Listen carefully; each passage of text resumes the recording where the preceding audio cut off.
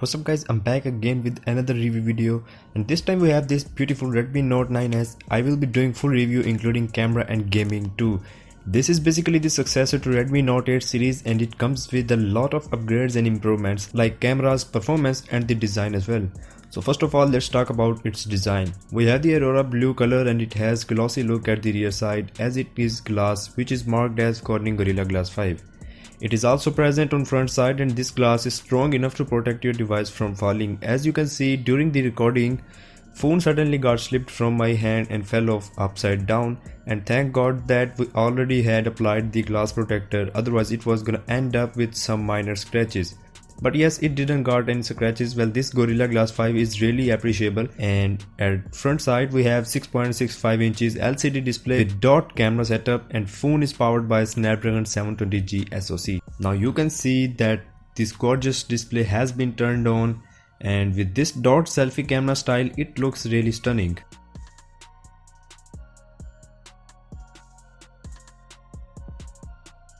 Now let's talk about the rear cameras. At the rear side we have quad camera setup which has 8 megapixel ultrawide, 5 megapixel macro, 2 megapixel depth sensor, 48 megapixel primary lens.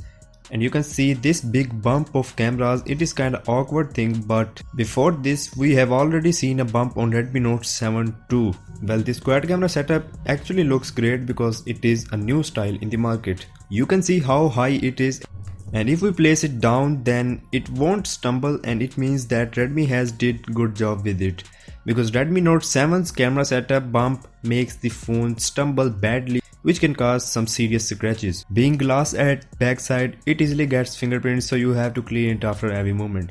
And this device seems to be a bit thicker than the usual. And here we have the Redmi branding, and at the bottom side we have USB Type-C charging port which supports 40 watts of fast charging. An audio jack is still present, and a single firing speaker with a primary microphone. At this side we have power button which also works as a fingerprint scanner, and then there are volume rockers. And this is the SIM tray tool. Let me extract this and show you that which kind of SIM tray tool it is.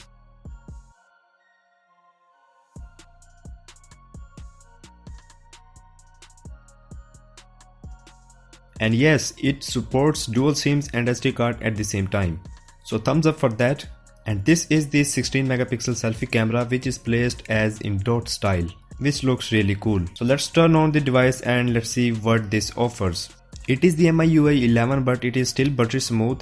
The UI is really smooth and fast. Let me decrease some brightness so that you won't face any problem while watching the video. Even though it is MIUI 11, but it is still buttery smooth. And then heading towards the settings, in the about phone section you can actually see that it is running on MIUI 11 with Android 10 support. So we have the latest version of Android from Google, which is really cool thing.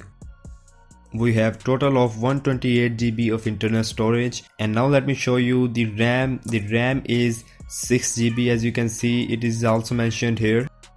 Device is bit thick and heavy too, maybe because of big battery, but it is still easy to hold. And now let's play a full HD video on YouTube and check its colors.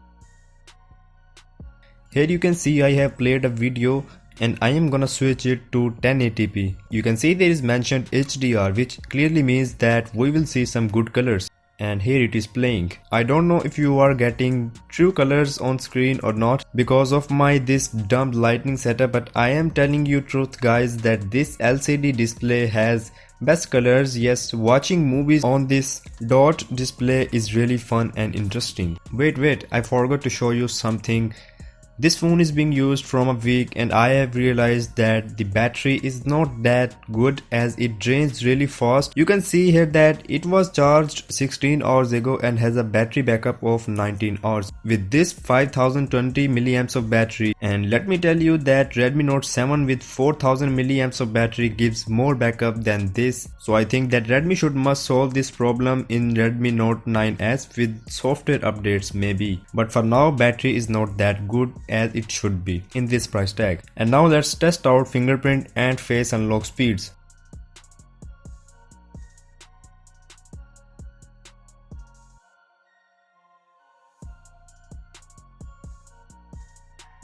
So I am done with the setup and now it's time to test them. Here you can see that this is fast. Yes, this is really fast enough, and let's check the face unlock too. The fingerprint reader is actually really fast, and now let's check the face unlock too. Oh boom, this is ultra fast. I mean, it is faster than the fingerprint scanner. It unlocks the phone in just a blink of eye, so face unlock is faster here than the fingerprint scanner. And now it's time to test cameras, and after this we will be testing gaming performance too, so stay tuned. So in camera you can see it's pretty much same as all the predecessors, and here we have 3 zoom options. The simple one, then the 2x zoom option, and the third one is ultra wide, means that 0.6 times zoom. I have actually captured a couple of shots using every camera factor. We have that same 48 megapixel mode here and the portrait mode also, and this time you can control aperture too in portraits, and even after capturing the photos you will be able to control bokeh blur. And here in pro mode we have addition of one thing, the lens options. You can select that by which lens you want to shoot photos. And if we talk about the video recording, then this phone can record 720p videos at 30 fps, 1080p at 30 and 60 fps as well, and 4K videos at 30 fps.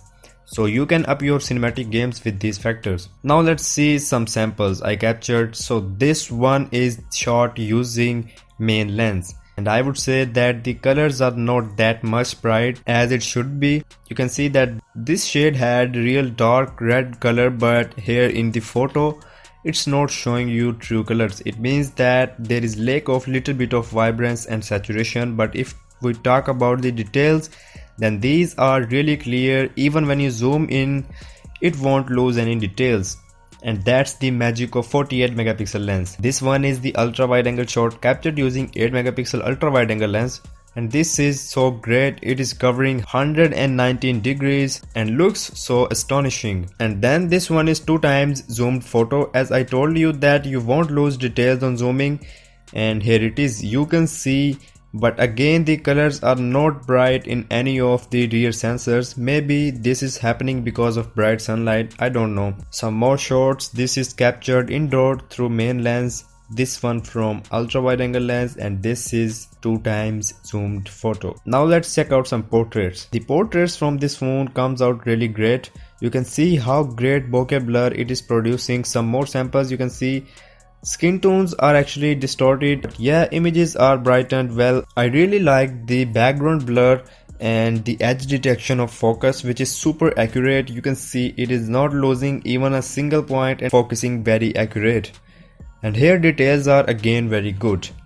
This one is macro shot, and I am not impressed by this macro lens. According to me, it is not that high-end level macro lens, but yeah, still we have enough quality considering the price. Now we have some short clips I recorded using and without using image stabilization. So first of all, let's take a look at this clip. This one is recorded without image stabilization, and this one with image stabilization enabled, and this is super great. You can see that how much shakiness this stabilization is removing. Again without stabilization,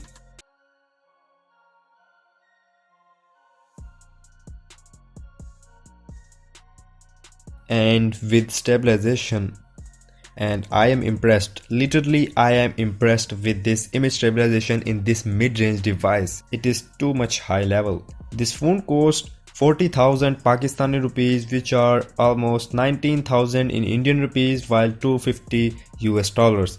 Now here is the last thing, the gaming performance. First of all, let me tell you that this phone comes with Snapdragon 720G SoC with 6GB of RAM and Adreno 618 GPU. And we will be playing a TDM match of PUBG. First have a look at the settings. I have set FPS to ultra, and let's see what happens. So we are ready to go, and in the beginning, as you can see, it's doing great job. The PUBG gameplay is really smooth, and I was getting maximum of 60 FPS. So gameplay was buttery smooth, and that's all for now. If you want to see the full gaming review and the in-detail camera review, then let me know in the comment section below, and make sure to subscribe to the channel and press the bell icon for more tech reviews, and I'll see you in the next one.